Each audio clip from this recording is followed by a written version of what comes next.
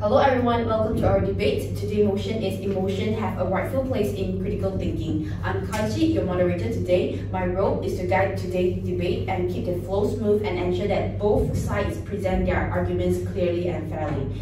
We have our proposition team arguing that emotions have a rightful place in critical thinking and our opposition team arguing against the motion. So now both teams are ready and let's begin. So first we have the opening speaker from the proposition, Caryn or Yong. You may begin. Thank you. If critical thinking means erasing our humanity, then that kind of thinking is itself the greatest flaw. Because every meaningful judgment we make happens inside a human mind, and that mind is emotional by design. Today, when we say emotions have a rightful place in critical thinking, we do not mean that emotions should dominate or replace logic. We mean that emotions plays an essential, balanced, and irreplaceable role in human thought. If the opposition argues that critical thinking must be completely emotionless, then they are defending a definition that is unrealistic, anti-human, and scientifically inaccurate. Modern psychology shows that removing emotions does not make thinking clearer, it makes it incomplete. Our team will prove this through 3 arguments. First, cognitive science proves that emotions shape attention, memory, and judgment. Second, appropriate emotion improve the quality and accuracy of decisions. And third, emotions guide ethical values, which something pure logic can never do alone. Together, these points demonstrate why emotions are not the enemy of reason, but its partner and compass. Thank you. Thank you. Next, the opening speaker from the opposition, Leong, you may begin. In today's world, emotions are everywhere, but when feelings take over our thinking, truth can easily become distorted. Critical thinking isn't about how we feel, it is about how we evaluate. It is a disciplined method of analyzing information using logic, evidence, and objective standards. To be reliable, critical thinking must resist personal bias and avoid emotional interference. Only then can our conclusion stay fair, consistent, and accurate. In this debate, our team will defend the importance of keeping emotions separate from critical thinking. We will explain this through 3 key arguments. First, emotions are a major source of cognitive biases that distort judgment. Second, using emotion in decision-making increases risk and leads to impulsive or inconsistent choices. And third, a rational and objective approach offers more dependable path. Thank you. Thank you. Now the first speaker from the proposition, Serene, you may begin. Good morning, everyone. The opposition says that emotion is the enemy of critical thinking, but modern science actually tells a different story. Emotion is not the enemy. It is a fundamental part of our biological hardware for thinking. Take the famous case of patients with the damage to the brain's frontal lobes. They lose much of their emotional capacity and also become unable to make even simple decisions. Without emotions, they have no way to assign value to their choices. Is option A better than option B? Pure logic has no answers. This shows that emotions act as our brain's essential guide and filter. In a world of endless information, our emotions actually help us to quickly see what is important, what is dangerous, and what matters to us. They provide the first map that our reasons then carefully checks. So trying to remove emotion from critical thinking is like fighting our own biology. To think without emotion is to create an incomplete and weak process. So our goal is not to eliminate feeling, but to think with it, using reasons to examine and refine our emotions, rather than pretending we can reason without them. Thank you. Thank you. Next, the first speaker from the opposition, Wong, Jian, you may begin. So, emotional may be survival, but survival mechanisms do not justify emotion as a reliable tool for truth seeking. Critical thinking demands methods that minimize systematic call. The proposition's frontal lobe example is an appeal to pathology. Losing emotion through brain damage shows dysfunction, not proof that emotions should guide rigorous evaluation. We debate best practices for healthy thinkers, not psychological minimum. To support our argument, emotions are directional, not dialogists. They push towards preferred conclusions and selectively amplify evidence. This produces systematic bias such as confirmation bias, motivated reasoning that are predictable across domains. Real consequences are clear. For instance, greed and fear fuel financial bubbles, moral panic drives miscarriages of justice, and seductive analytics override robust data. One example to support our argument is that if two communities review identical safety data, an emotionally reinvested CEO will interpret risk optimistically, while an independent analyst will give a cautious, evidence-aligned outcome which shows the same results, same facts but different results. Because emotions introduce predictable distortion, they must be monitored as inputs, not as decision engines. Thank you. Thank you. Now the second speaker from the proposition, Jian, you may begin. So hi everyone. The other side keeps saying that emotion lead to the grass, but honestly they are missing the point entirely. They are treating all the emotions as they are out of control. So let me break it down. The real problem is not emotion, it's an examine emotions. What we are talking about are the emotions that you actually talk through, the emotion that you reflected on and use as real signal. If you remove the emotion completely, you don't get the perfect logic. You will just get the false idea, the pure logic alone that can guide human decisions while ignoring the everything humans moral that real logic you can't see. Let's talk about the real world examples. Every major social movement like civil rights, environmental protections, they always started because people feel anger toward the injustice. The emotional spark is what pushes the society forward. An emotionless world will not start up to racism and inequality because the pure logic will not feel everything is wrong. So the real issue is not the emotion or no emotions. That is whether the emotions are used properly. And the harm the other side comes from misusing emotion but not the emotion itself. And that's why when the emotions are gathered by reasons, they are not weaken our critical thinking. They are make it more stronger, more humans and more morally. Thank you. Thank you. Next, the second speaker from the opposition, Siew, you may begin. Thank you. So emotions are not a stable and reliable way to make decisions. It lacks the consistency and verifiability that serious thinking requires. The origin argument that she stated is flawed. Using an example with people that has frontal lobe damage and claim that emotions are essential is misleading.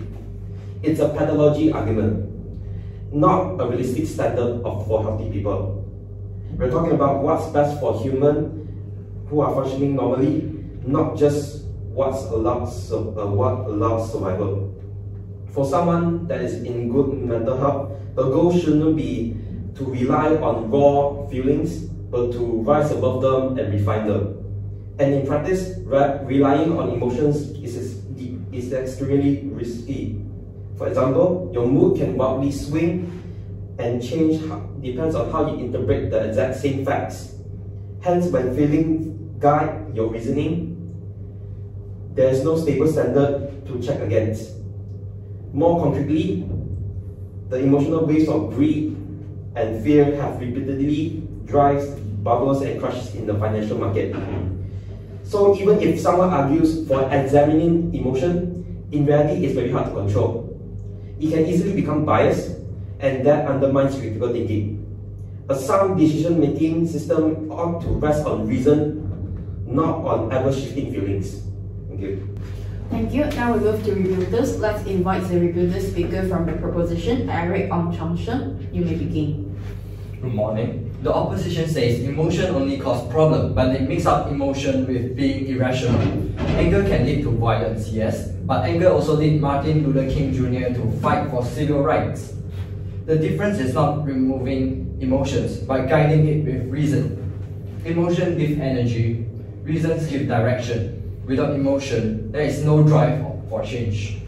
We are not saying people should follow wild feelings. We are saying emotion and reasons must work together. Logic cannot tell us why justice matters or why compassion is important. Emotion gives us value and purpose. Reason helps us plan and act wisely. Together, they make critical thinking complete. The opposition's core model cannot stop bias, cannot connect to human values, and it cannot inspire action. They offer thinking without humanity. We offer thinking with both heart and mind. Our position is clear. Emotion do belong to critical thinking, not as a weakness, but as a strength. Thank you. Thank you. Next, the rebuilder speaker from the opposition, Xing. You may begin. Thank you. The proposition is missing out emotions and values.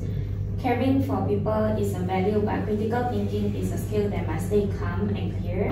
They mention moral anger as something that drives change, but that actually proves our point. The same anger can create a peaceful leader or a violent mob. The difference comes from the thinking and planning that follow the emotions, not the emotion itself. Emotion can motivate, but they do not help us think better.